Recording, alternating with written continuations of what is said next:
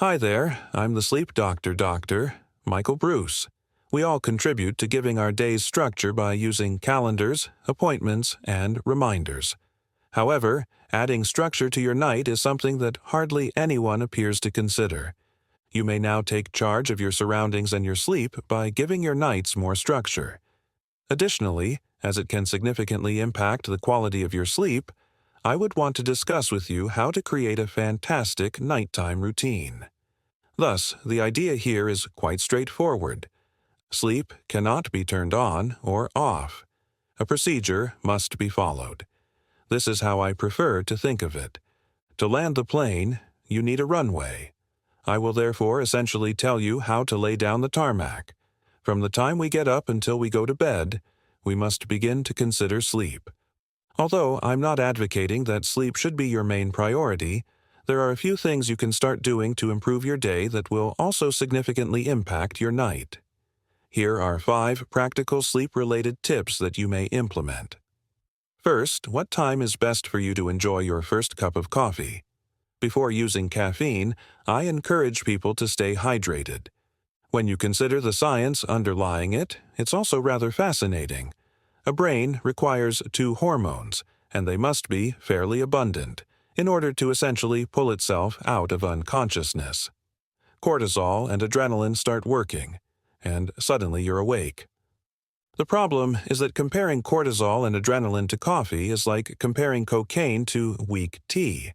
Therefore, adding coffee to your brain while it is already overloaded with cortisol and adrenaline does virtually nothing to improve attentiveness.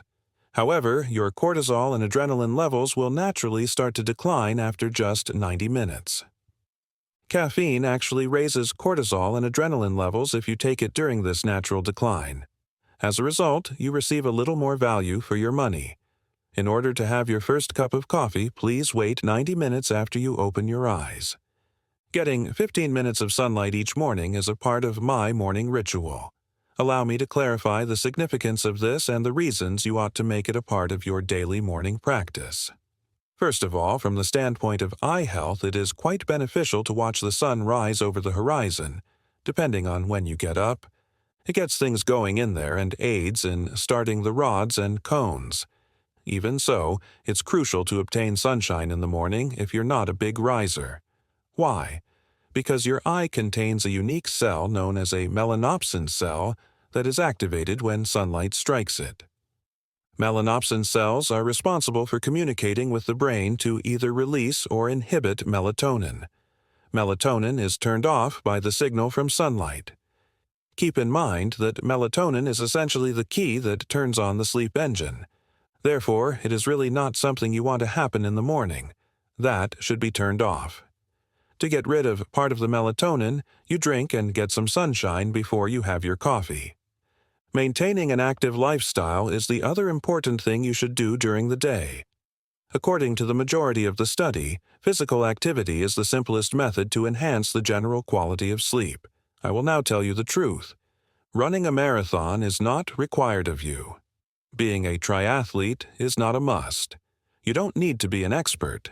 Not at all. I take it that we're talking about 15 to 20 minutes of cardio per day.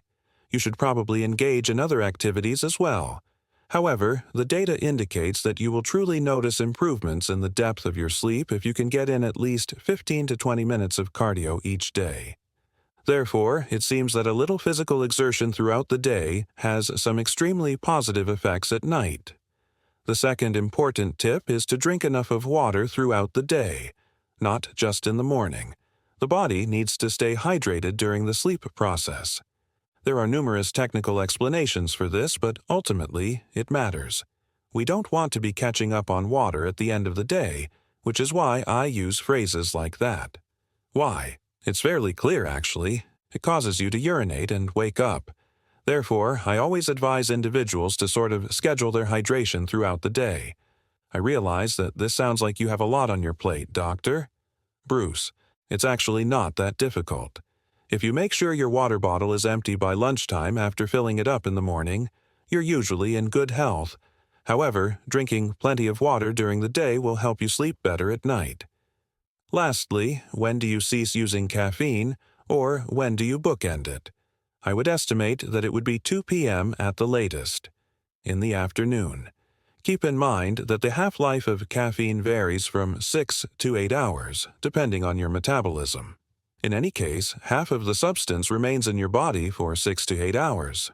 What does that mean then?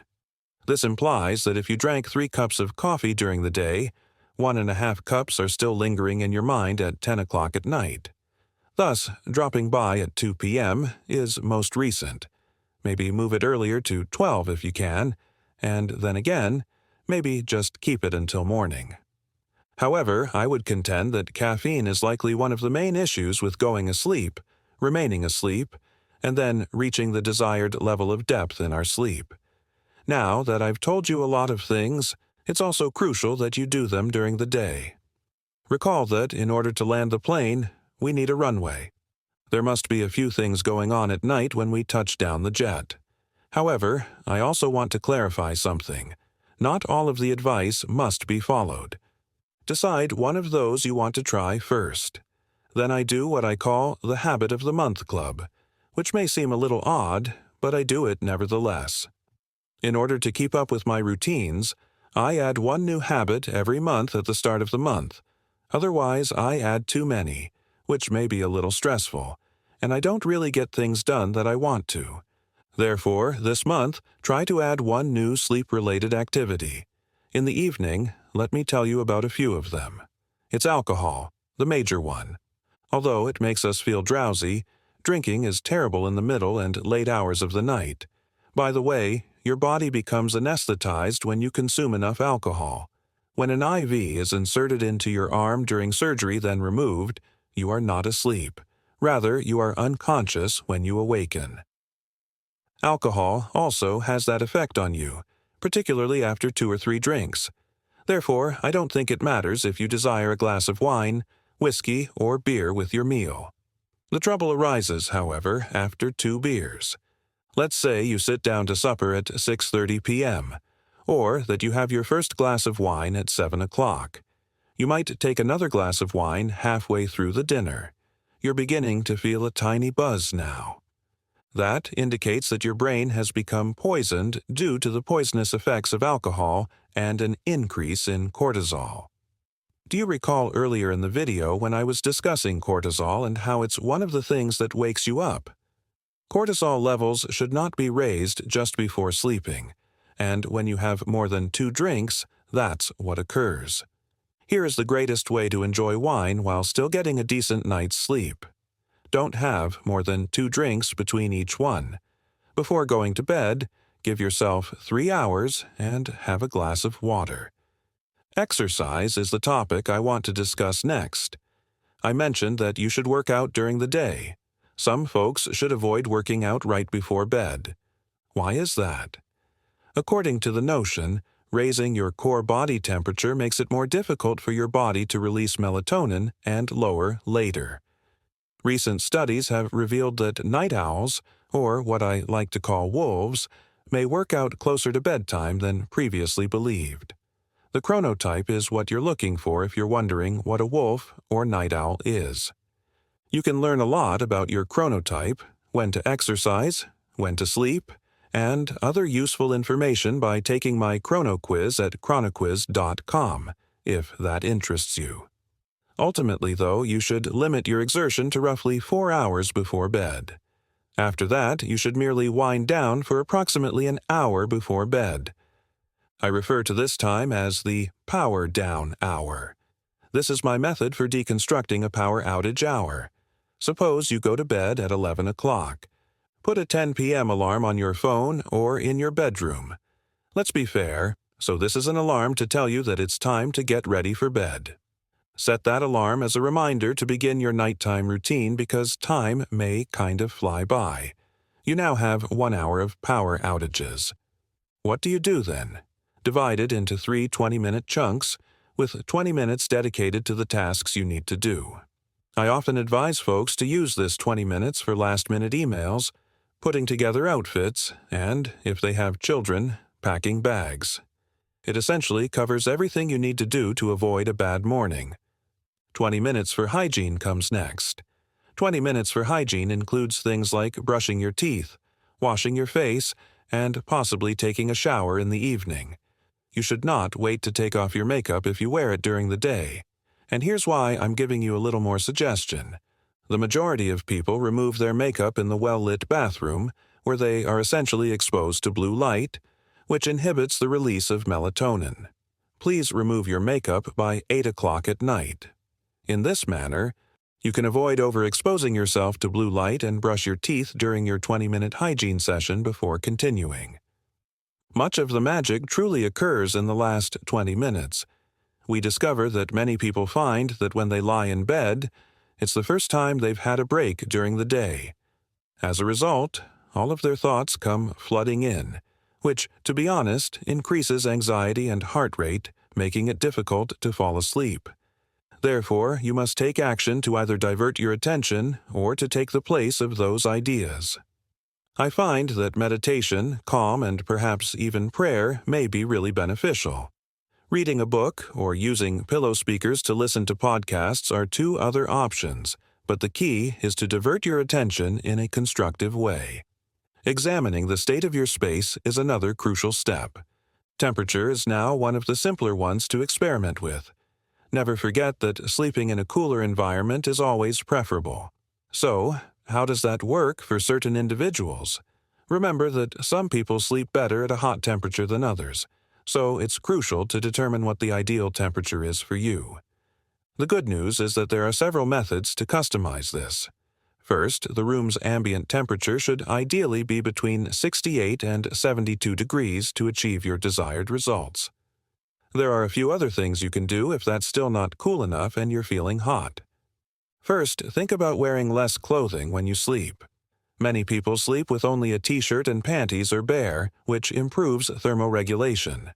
Numerous studies are now beginning to surface that demonstrate that sleeping naked increases the frequency of closeness. It turns out that you have no hair on the bottoms of your feet, which makes it much easier to release heat. This is another enjoyable activity you may undertake. Therefore, I advise folks who are hot to keep their feet out from beneath the blankets and avoid wearing socks. Put your feet under the blankets and put on socks if you prefer to stay warm. After that, I have one last small temperature-related trick. One of the things I like to do is take a water bottle like this, put it in the freezer, freeze it solid, and then put it inside a tube sock if your companion simply cannot stand the cooler temperatures. Keep one by your hips on each side. Because it cools your core body without upsetting your sleeping companion, it's fantastic. If necessary, you can use that method to have a small, portable air conditioner in your bed. All right, there are a few more things you may wish to do. Again, keep in mind that these are all choices. Placing a notepad on the nightstand is one of my favorite things to do. These days, I'm learning more about dream therapy and attempting to document my dreams. I attempt to write things down as soon as I wake up using a notepad. Many people tell me that they have amazing ideas about their lives or businesses just before they go to sleep. It will therefore likely be quite beneficial to have a notepad beside your bedside table where you may write down a few lines to clear your mind. As a result, many people like sleeping while watching television. I may be the only sleep specialist in the universe who believes that watching TV while you sleep is acceptable. TV, in my opinion, is a passively beneficial diversion. The stuff simply flows over you while you're watching TV while you're lying in bed.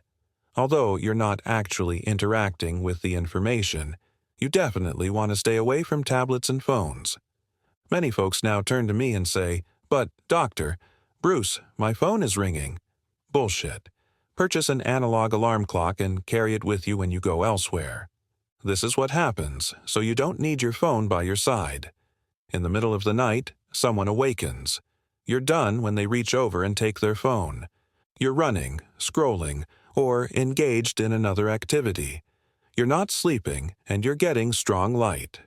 I'm fine with television, but I'm not comfortable using tablets or phones.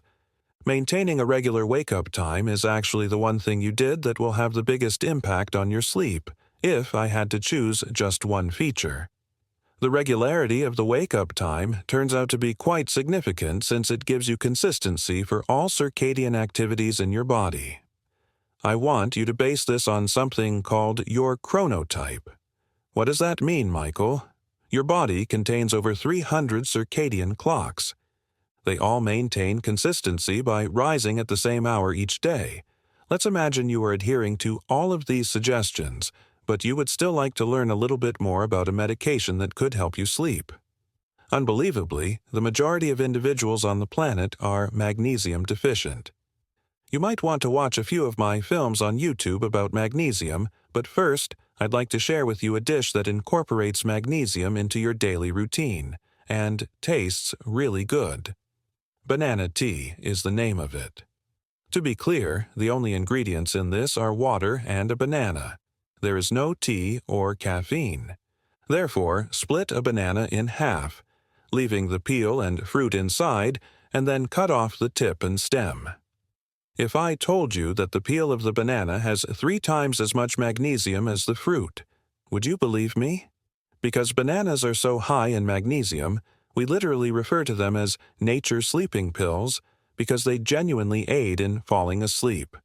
So far, though, all I've asked you to do is wash the banana's exterior and remove the 2 halves. After letting them sit in boiling water for perhaps 5 or 6 minutes, or until the banana is brown, I want you to remove them and sip the water. You have cooked banana water thus far. I only ask that you do that. This will actually accomplish 2 separate goals, but you can taste and add more honey or cinnamon if you'd like. It provides you a significant surge in sugar and a lot of magnesium. For someone with diabetes, someone following a ketogenic diet, or someone who is truly trying to avoid sugar right now, this kind of banana tea recipe would not be suitable. You might want to think about matcha or guava leaf tea if you're searching for a beverage to have before bed. In reality, guava leaf tea performs all the same functions with virtually little caffeine, so that can also be a fantastic substitute. Personally, though, I prefer the banana tea. You must be a huge fan of bananas, I'll warn you. It's extremely banana-y, as my daughter puts it, Dad. However, I firmly think that establishing a nighttime routine can truly make the difference between a restful night's sleep and a truly awful one. Do me a favor and also look at the description, where you will find links to all of the references I used to construct this approach. However, I have one of my most watched videos on how to get back to sleep in the middle of the night here in case you do find yourself waking up in the middle of the night. If you follow your nighttime ritual, and if this was useful to you, please let me know in the comments.